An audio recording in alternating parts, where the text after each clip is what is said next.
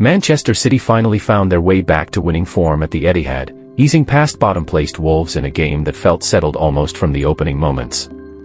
It was a much-needed response from Pep Guardiola's side after a frustrating start to 2026, where wins had completely dried up. With Erling Haaland and Phil Foden surprisingly left on the bench, there were questions before kickoff, but those doubts didn't last long. Wolves arrived with a clear plan. Sit deep. 5 at the back.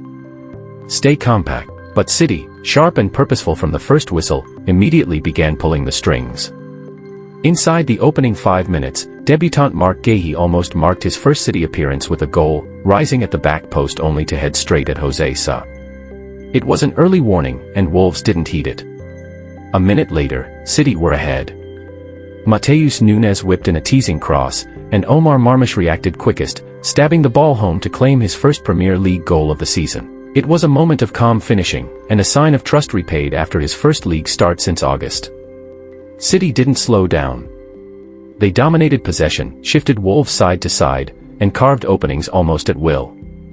Semenyo nearly added another after latching onto a ball over the top, but Sa reacted well to deny him. The second goal felt inevitable, and it arrived right on halftime. Bernardo Silva fizzed a perfectly weighted pass into Semenyo's feet, and the forward did the rest.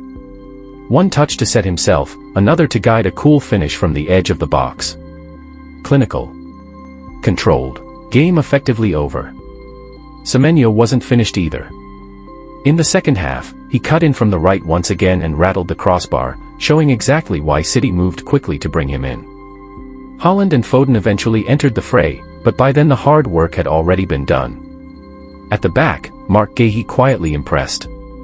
Calm on the ball, strong in the air, and positionally solid, he brought a sense of assurance City have sometimes lacked this season, helping secure a clean sheet on his first start. Wolves had moments, but very few of them. Yerson Mosquera clipped the crossbar late on with a flicked header, and that was about as close as they came. Their only shot on target, a tame header, summed up a season where goals have been painfully hard to come by.